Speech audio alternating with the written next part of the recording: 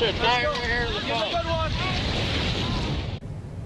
was a stomach-churning sight, a kayaker in big trouble in the middle of 10-foot waves.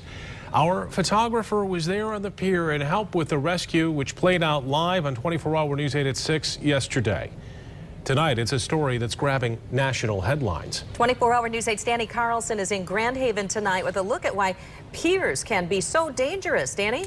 Yeah, Sue and Brian, yesterday's situation had a combination of a lot of dangerous things.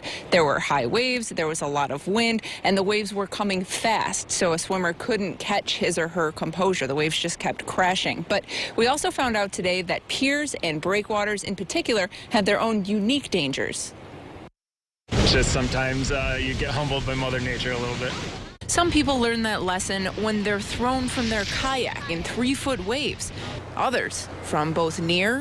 When it's really rough and windy and big waves, yes. Yeah. Sit in the car and look at it. You can go out on the beach, but don't go out on the end of the pier because you might not come back. And far.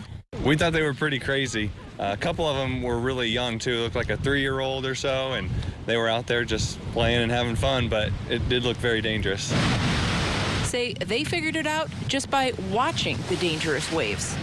Just please be safe, use common sense. If waves are breaking over the pier, don't go in, please.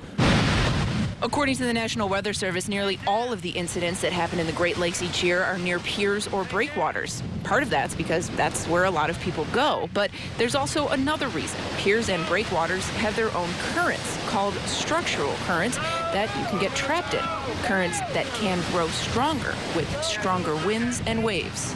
The current pushing up against the break wall, then churning, going on out into the lake.